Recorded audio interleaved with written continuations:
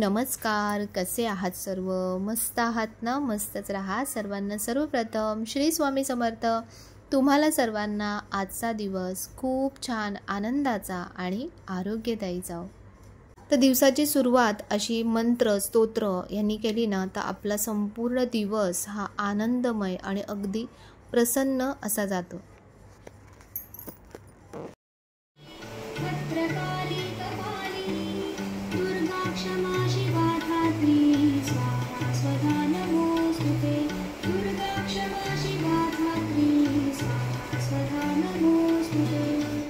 तर नवरात्रीमध्ये आपण हा जो अखंड दिवा लावलेला आहे, जो दिवा मी तुम्हाला दाखवला यावेळेला, तर या दिव्यामध्ये ना बऱ्याच ताईंच्या मला कमेंटसुद्धा आल्या की ह्याचे काही प्रॉब्लेम्स होत आहेत. तर ह्याचा जो मेन मुख्य प्रॉब्लेम आहे ना, तो दिव्याचा नाही आहे. याचा जो प्रॉब्लेम आहे तो आहे त्याच्या वातीचा. कारण 2 दिवस जेव्हा मी दिवा कंटिन्यू लावून बघितलं ना, तेव्हा मला समजलं की जी वात आहे, आपण जी अगदी नाडीसारखी जाड वात याच्यामध्ये जी घातली आहे ना, तर ती वात जळून आहे ना तिथेच म्हणजे जळत राहते आणि रात्रीचा दिवा आपोआप शांत होतो. म्हणजे आपण वरची काजळी जरी काढून टाकली ना तरी दिवा शांत होतो. तर त्यासाठी महत्त्वाची गोष्ट म्हणजे ह्यातली वात चेंज करणं. तर म्हणून लगेचच ना मी ऑनलाईन ॲमेझॉनवरून दुसरी अशी पिळांची वात येते जी समईसाठी वापरली जाते, तर ती मी वात ह्याच्यामध्ये घालून बघितली. आणि दिवा बघा असा व्यवस्थित करताना कधीही त्या ज्योतीमधून दुसरा दिवा प्रज्वलित करून घ्यायचा. म्हणजे दिवा म्हणजे व्यवस्थित करताना शांत जरी झाला तरी आपल्याकडे ती वात जी असते म्हणजे ज्योत जी असते दिव्याची, तर ती असते आणि त्या दिव्याने आपण पुन्हा तो दिवा प्रज्वलित करू शकतो. आणि दिवा शांत होण्यामागे फक्त देवीचा कोप किंवा आपल्यापासून काही चूक होते हेच कारण नसतात. तर तुमची कधी जसं वातीचा प्रॉब्लेम असू शकतो, कधी तेल बरोबर नसतं, अशा बऱ्याचशा गोष्टी यासाठी कारणीभूत असतात. तर म्हणून जेव्हाही असं काही होतं ना, तर आपण देवीची क्षमा याचना करायची, देवीला माफी मागायची. जर खरंच कळत नकळत माझ्या हातून काही चुकलं असेल सेवा करताना तर मला माफ कर. आणि खरंच सांगू, ती आपली आई आहे. तर आई आपल्या मुलांना म्हणजे कधीच आई रागवत नाही. कितीही काही झालं तरी आई आपल्या मुलांना नेहमी माफ करते. तर म्हणून अगदी मनाच्या म्हणजे अंतःकरणापासून आपण देवीची माफी मागितली ना तर सगळ्या गोष्टी माफ होतात. तर बघा अशा प्रकारे हा दिवा आता मी 4 ते 5 दिवस कंटिन्यू लावते. पण बघा अगदी मस्त जळतोय आणि वरची जी कास तुम्हाला दिसते तीही अगदी व्यवस्थित आहे. तर इतर काही जेव्हा आपले सणसूद असतात, कार्यक्रम असतात, तर तेव्हा आपण नेहमीच हळदीचं लेपन करतो. पण आता नवरात्रीमध्ये कंटिन्यू 9 दिवस आपलं हळदीचं लेपन असलं पाहिजे. एक दिवस तुम्ही लेपन केलंत ना तर अगदी असं जसं माझं राहिलं आहे असं व्यवस्थित जर राहिलं तर तुम्ही 2 दिवस ते लेपन ठेवू शकता. असं नाही आहे की बाबा लगेचच आपल्याला दुसऱ्या दिवशी ते पुसायचं आहे, परत दुसरं लावायचं आहे, असं नका करू. समजा लेपन तुमचं छान राहत असेल, आता माझ्याकडे कोणी लहान नाही आहे तर त्यामुळे लेपन तसंच्या तसं व्यवस्थित राहतं, तर म्हणून मी तसं ठेवून देते ते. तर आज ना खूप छान गोष्ट मी तुम्हाला दाखवणार आहे. ह्या ज्या आता नवीन प्रकारच्या रांगोळ्या आल्यात त्या म्हणजे की जी आपली मुख्य जी रांगोळी असते ना तीच रांगोळी याच्यामध्ये आहे. पण हे मला वाटतं बेस याचा प्लास्टिकचा आहे आणि त्याच्यावरती या रांगोळ्या जो ग्लू असतो त्याच्याने चिटकवल्या जातात. पण ती डिझाईन बनवून त्याच्यावरती काम केलं जातं.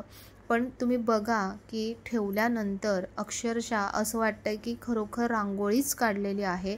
म्हणजे मागचा जो ट्रान्सपरंट त्याला जो बेस येतो ना त्यामुळे कळत नाही की ही आर्टिफिशियल रांगोळी आहे.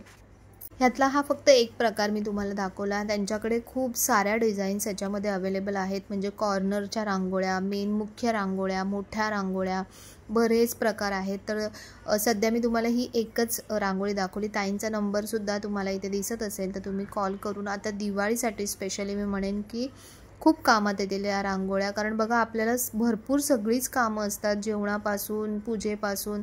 तर ज्यांच्याकडे हातभार लावायला कोणी नाही आहे, कारण रांगोळ्यांना ना बराच वेळ जातो. तर जेव्हा शक्य असेल तेव्हा तर नक्कीच काढावं, पण जेव्हा शक्य नसेल तेव्हा असं पटकन अगदी सुंदर रेखीव असं रांगोळीसारखं दिसणार. आणि हे फक्त उंबरट्यासाठीच नाही तर तुम्ही पूजा जी आपण मांडतो देवघरामध्ये तिथे ठेवू शकता. कुठे काही सुशोभीकरण करायचं असेल तिथे ठेवू शकता. आणि याचा दुसरा बेनिफिट तो म्हणजे की मुलं पुसून जाऊ शकत नाहीत. तर त्याच्यामुळे मागे एका ताईंनी कमेंट केली होती आणि मला हसायला आलं होतं की ताई रांगोळी तू म्हणतेस की आपण ते उचलून आणू आतमध्ये, पण समजा तेच उचलून कोणी घेऊन गेलं तर काय करायचं? बरोबरच आहे. पण त्यासाठी काय करा, जर तुमचं असं बाहेर गेट नसेल तर काय करायचं, रांगोळी संध्याकाळी म्हणजे संध्याकाळनंतर आतमध्ये उचलून ठेवू शकतो आपण. रात्रभर तुम्ही ते तसेच बाहेर ठेवू नका, म्हणजे कोणी उचलूनही घेऊन जाणार नाही. आणि ही रांगोळी तर बघा अक्षरशः अशी वाटते की काढलेलीच आहे, कोणीच म्हणणारच नाही की ही आर्टिफिशियल रांगोळी आहे करून. तर अशी खूप छान, म्हणजे भरपूर त्यांच्याकडे छान छान डिझाईन्स आहेत. तर तुम्ही त्यांना नक्कीच कॉन्टॅक्ट करून तुम्हाला जर हव्या असतील अशा रांगोळ्या तर नक्कीच तुम्ही ऑर्डर करू शकता.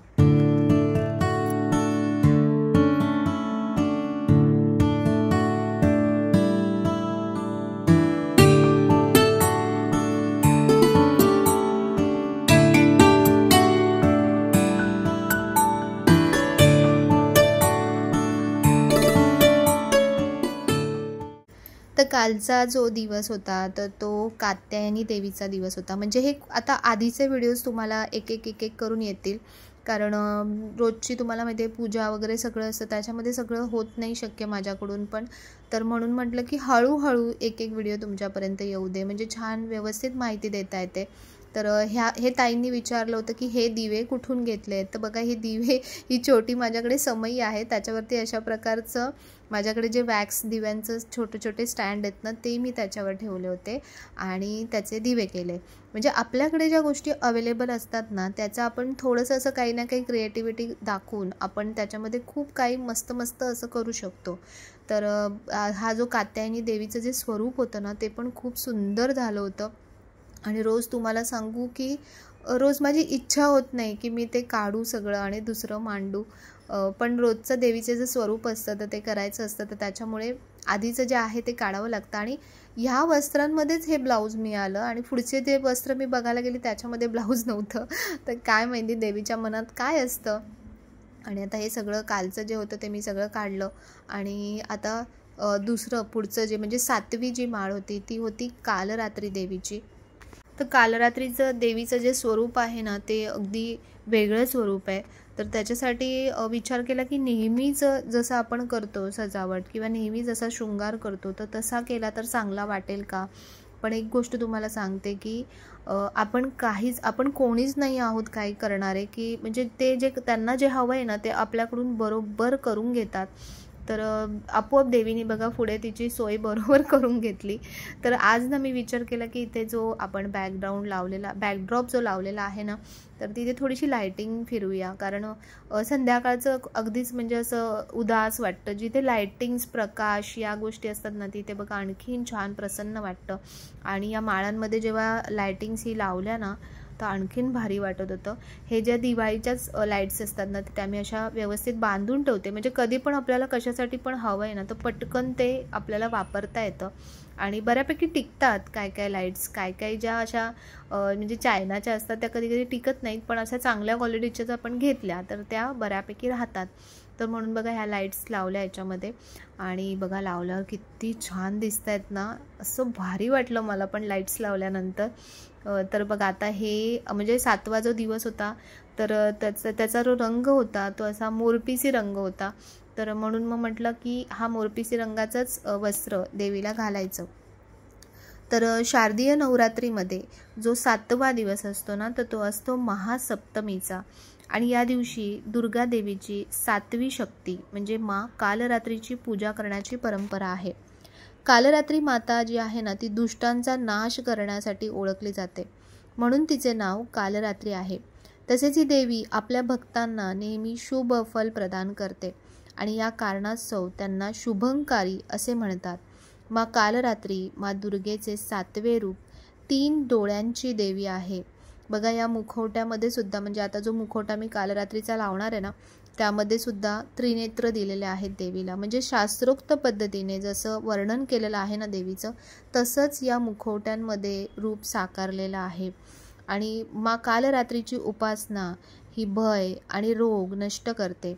यासोबतच भूतबाधा, अकाली मृत्यू, रोग, शोक इत्यादी सर्व प्रकारच्या समस्याही आपल्या दूर होतात.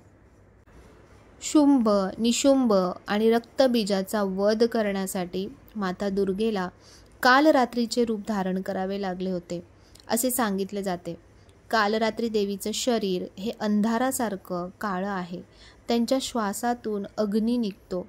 गळ्यात विद्युत अशी चमक असलेली माला आहे. आईचे केस मोठे आणि विखुरलेले आहेत.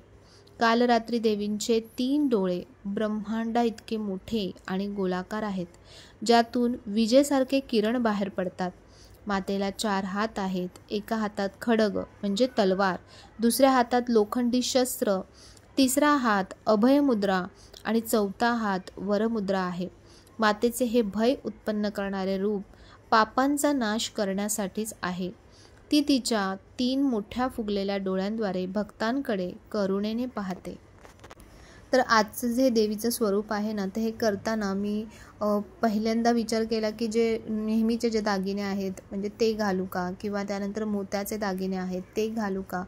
पण माहीत नाही, देवीला ते आवडतच नव्हते.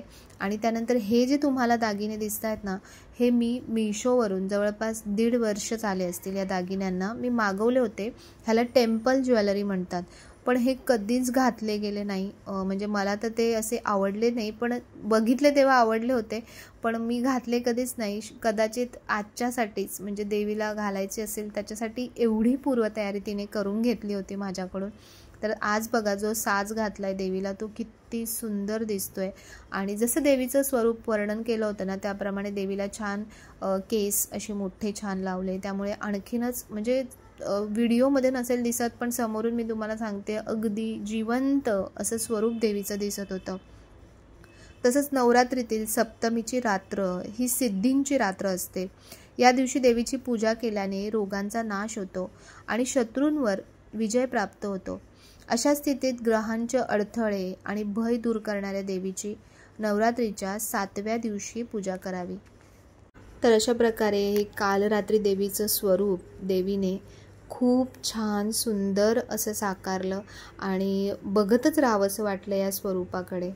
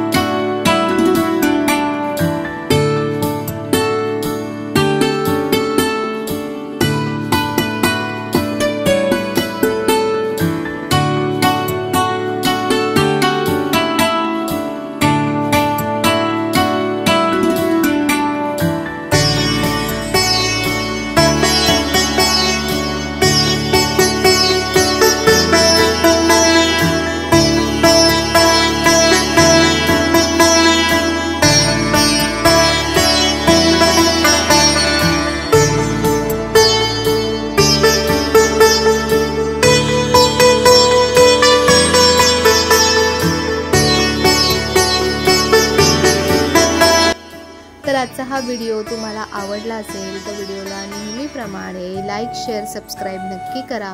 पुन्हा भेटूया उद्याच्या नवीन व्हिडिओमध्ये. तोपर्यंत सर्वांना बाय आणि सर्वांना श्री स्वामी समर्थ.